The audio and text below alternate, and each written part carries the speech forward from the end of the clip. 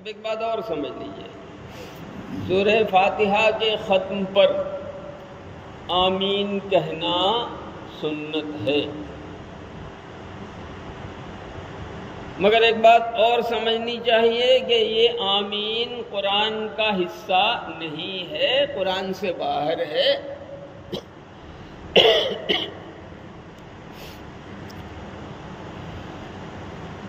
اس سلسلے میں نماز میں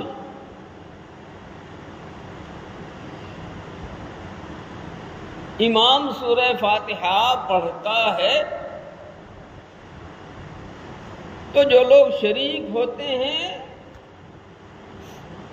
ان شریک ہونے والوں کو وَلَضَّالِّينَ پر آمین کہنا ہے۔ حدیث پاک میں یہ حکم مقتدیوں کے لیے ہے، امام کے لیے نہیں ہے۔ فرمایا نبی اکرم صلی اللہ علیہ وسلم نے اذا قال الامام وَلَضَّالِّينَ فَقُولُوا آمین فمن وافق تعمینہ تعمیل الملائکہ غفر له ما تقدم من ذنبہ وما تأخر۔ امام وَلَضَّالِّينَ کہے تو تم آمین کہو،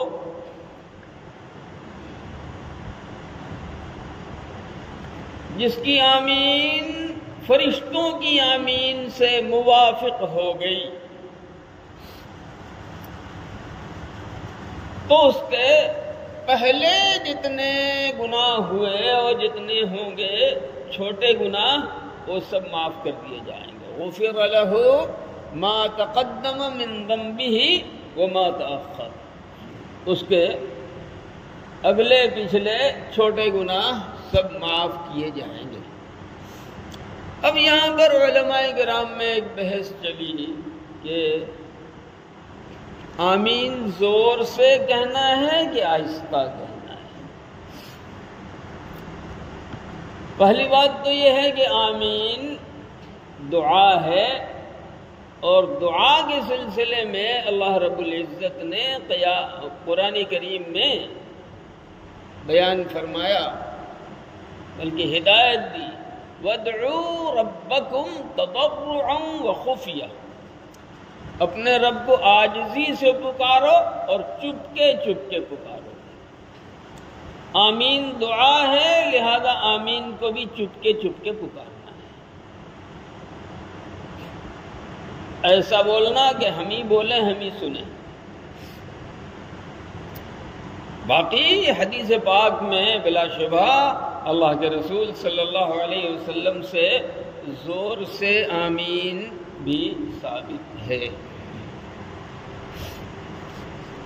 لیکن بات سمجھنی چاہیے، زور سے آمین پڑھنے کا مطلب یہ نہیں ہے کہ آمین زور سے پڑھنے کا اشارہ دیا ہے نبی اکرم صلی اللہ علیہ وسلم نے، بلکہ آپ صلی اللہ علیہ وسلم نے زور سے آمین اسی لیے پڑھی تاکہ مقتدی لوگوں کو تعلیم ہو جائے، مقتدی لوگ سمجھ جائیں کہ وَلَضَّالِّينَ کے بعد مقتدیوں کو آمین کہنا چاہیے۔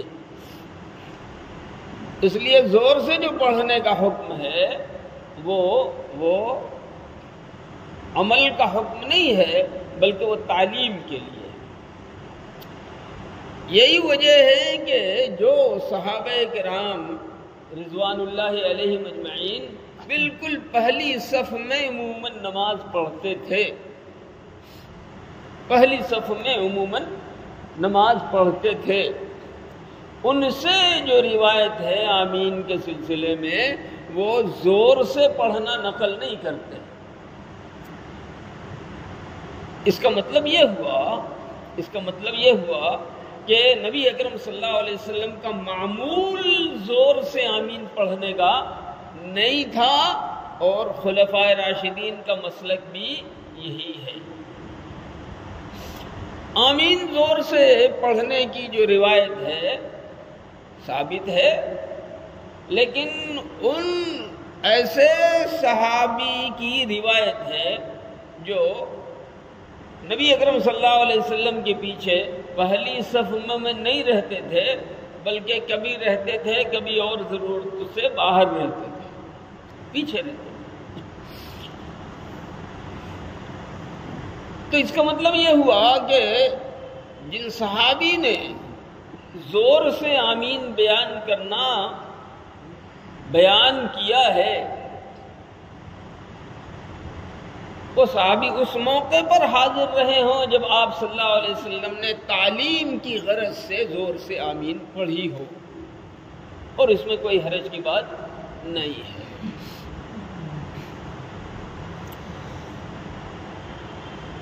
اس میں علمی بڑا اختلاف ہے، اس تفصیل میں آپ کو جانے کی کوئی ضرورت نہیں، آپ کو کچھ نہیں ملے گا، وہ اہل علم لوگوں کی چیز ہے۔ باقی ایک مسئلہ اور سمجھیے، سورہ فاتحہ مکمل ہوا، اب اس کا حکم۔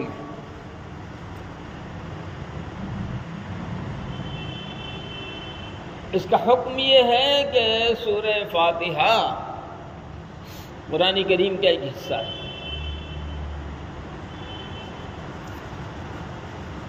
اور ہر نماز میں سورہ فاتحہ پڑھنی ہے، اور فرض کو چھوڑ کے ہر رکعت میں پڑھنی ہے۔ فرض اگر کوئی اپنی پڑھ رہا ہو یا امام بن کے پڑھ رہا ہو تو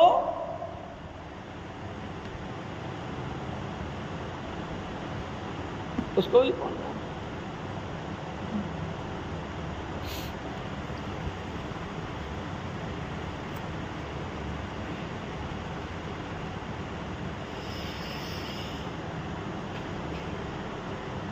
باقی سورہ فاتحہ کی حیثیت کیا ہے؟ ہمارے امام ابو حنیفہ رحمۃ اللہ علیہ کے نزدیک سورہ فاتحہ کا پڑھنا واجب ہے۔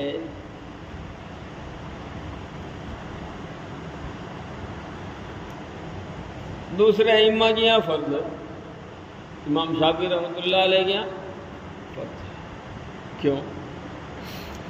قرآن کریم حدیث پاک میں اللہ کے رسول صلی اللہ علیہ وسلم نے ارشاد فرمایا، دو حدیثیں ہیں، بہت سی ہیں لیکن دو حدیثیں ہیں، لا صلاۃ الا بفاتحۃ الکتاب، سورہ فاتحہ کے بغیر کوئی نماز نہیں ہوتی۔ دوسری حدیث ہے، من صلی صلاۃ لم یقرأ فیہا بأم القرآن فہی خداج، جس نے کوئی نماز پڑھی اور اس کے اندر سورہ فاتحہ نہیں پڑھی تو وہ نماز ناقص ہے۔ ہمارے بعض لوگ جو خامخواہ اپنے کو اہل حدیث کہتے ہیں، وہ اس حدیث کو پیش کر کے اور ان لوگوں کو جو امام ابو حنیفہ رحمۃ اللہ علیہ کے مسلک پہ چلتے ہیں اور حنفی کہلاتے ہیں، ان کو سمجھاتے ہیں کہ تمہاری نماز تو حدیث کے مطابق ہوتی ہی نہیں، کیونکہ اللہ کے نبی صلی اللہ علیہ وسلم نے فرمایا، لا صلاۃ، کوئی نماز نہیں ہوتی الا بفاتحۃ الکتاب، مگر سورہ فاتحہ سے۔ اچھا بتاؤ، تم امام کے پیچھے پڑھتے ہو؟ وہ بیچارہ سیدھا سادہ آدمی بولتا ہے کہ نہیں، ہم تو امام کے پیچھے نہیں پڑھتے۔ کہ نہیں پڑھی تو تمہاری نماز کہاں سے ہوئی؟ یہ دھوکہ دیتے ہیں اور گمراہ ہیں۔ اگر آپ لوگوں میں سے کسی کا واسطہ ہو تو بول دیجئے صاف طریقے سے کہ آپ کو کرنا ہے تو جو اہل علم ہیں ان سے جا کے بیان کیجیے، اور ان لوگوں کی بدمعاشی و بے ایمانی دیکھیے۔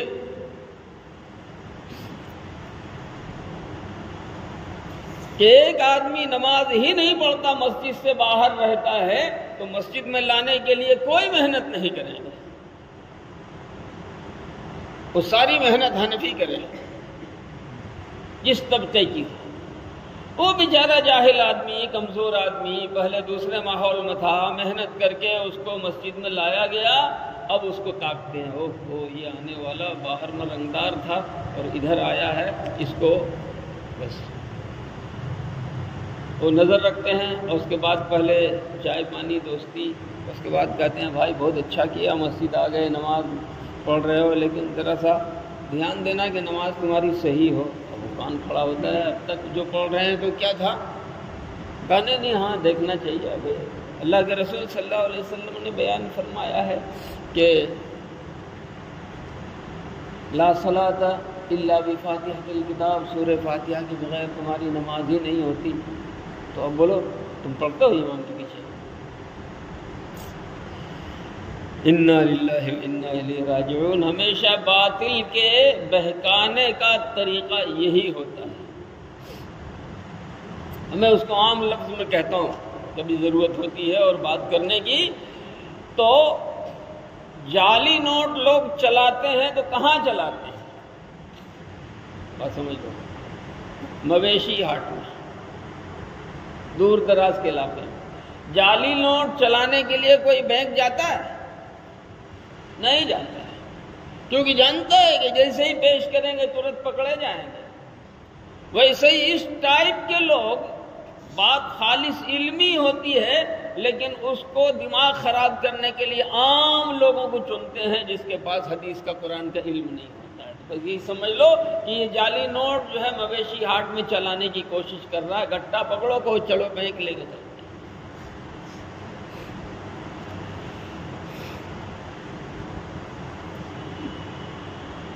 جواب سن لو۔ اللہ پاک نے پہلی بات تو یہ ہے کہ ہمارے امام صاحب یہ کیوں کہتے ہیں کہ سورہ فاتحہ واجب ہے، فرض نہیں ہے؟ اس لیے کہ اللہ تعالیٰ نے قرآن کریم میں جو حکم دیا ہے نماز میں قرآن کریم پڑھنے کا، وہ فرمایا فَقْرَؤُوا مَا تَيَسَّرَ مِنَ الْقُرْآنِ، قرآن کریم کے پڑھنے میں جو آسانی سے تمہارے سامنے آ جائے تم اس کو پڑھو۔ اس میں کوئی تخصیص نہیں کی کہ خاص طور سے تمہیں سورہ فاتحہ ہی پڑھنا ہے۔ تو اس لیے سمجھ لو کہ مطلق قرآن پڑھنا یہ تو اللہ کے حکم کی وجہ سے ضروری ہے، اور یہ فرض ہے۔ سورہ فاتحہ کو خاص کیا ہے میرے نبی صلی اللہ علیہ وسلم نے، حضور پاک صلی اللہ علیہ وسلم کے فرمانے کی وجہ سے سورہ فاتحہ کا پڑھنا ہے، لیکن قرآن کی وجہ سے نہیں۔ قرآن نے خاص نہیں کیا۔ تو جو حکم قرآن کے حکم سے ثابت ہوگا، اللہ کے حکم سے، وہ فرض ہوگا، اور جو چیز نبی پاک صلی اللہ علیہ وسلم کے ارشاد سے اور حکم سے ثابت ہوگی اور قرآن سے نہیں، تو وہ چیز واجب قرار ہوگی۔ اب اس کا مطلب کیا ہوا کہ ایک آدمی نے جیسے بھی ہو آیا اور جلدی میں قل یا ایھا الکافرون شروع کر دیا، سورہ فاتحہ نہیں ہوئی، سجدہ سہو کر لے گا، نماز ہو جائے گی۔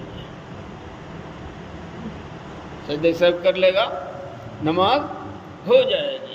لیکن جن کے یہاں فرض ہے تو اس کو نماز دہرانی پڑے گی۔ اس میں بہت سی تفصیل ہے جو آپ کے لائق نہیں ہے۔ اب یہاں بات سمجھ لو، وہ لوگ جو گمراہ کرتے ہیں اس کے جواب میں ایک حدیث ہے، نبی اکرم صلی اللہ علیہ وسلم نے فرمایا، نبی اکرم صلی اللہ علیہ وسلم نے انما جعل الامام لیؤتم بہ، امام اس لیے بنایا گیا ہے کہ تم اس کی اقتداء کرو۔ پھر فرمایا میرے آقا صلی اللہ علیہ وسلم نے اذا کبر فکبروا، تکبیر کیا ہے؟ اللہ اکبر کہو۔ وَإِذَا رَكَعَ فَارْكَعُوا، رکوع کرے تم بھی رکوع کرو۔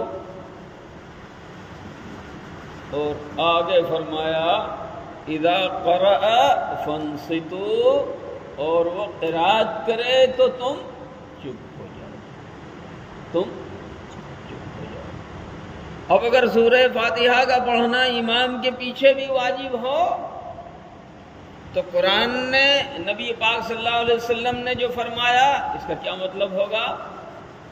حضور تو چپ رہنے کی بات فرما رہے ہیں، اور قرآن بھی یہی کہہ رہا ہے اذا قرئ القرآن فاستمعوا له وانصتوا لعلکم ترحمون، جب تمہارے سامنے قرآن پڑھا جائے تو کان لگا کے سنو اور چپ چاپ رہو۔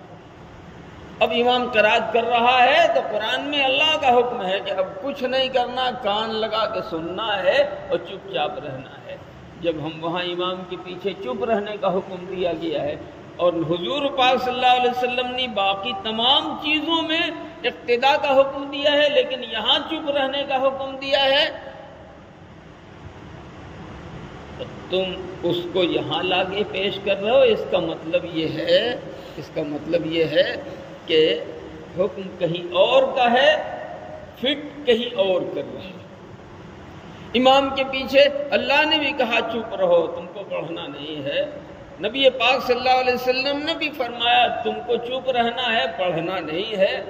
تو جہاں حضور پاک صلی اللہ علیہ وسلم نے فرمایا کہ سورہ فاتحہ کے بغیر نماز نہیں ہوتی، وہ کہاں کے لیے ہے؟ جب ہم اپنی نماز پڑھیں گے۔ پھر دوسری بات ہے، ایک اور حدیث میں فرمایا مقتدیوں کا پھر کیا ہوگا؟ فرمایا میرے آقا صلی اللہ علیہ وسلم نے من کان لہ امام فقراءۃ الامام لہ قراءۃ، جس نے امام بنایا، امام کے پیچھے نماز پڑھا، تو اس کا مطلب یہ ہوا کہ امام کی قراءت وہ سب کی طرف سے ہے۔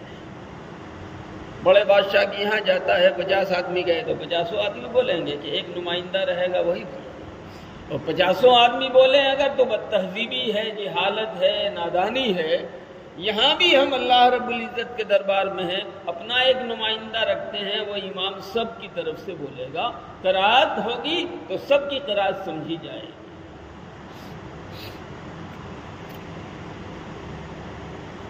یہاں سے یہ بات بھی معلوم ہوئی کہ آمین ہمیں آہستہ کہنا ہے، سورہ فاتحہ اپنی نمازوں میں پڑھنا ہے، امام کے پیچھے جب نماز پڑھنی ہے تو وہاں قرات بھر خاموش رہنا ہے، اپنے طور سے کچھ نہیں بولنا، کچھ نہیں کرنا۔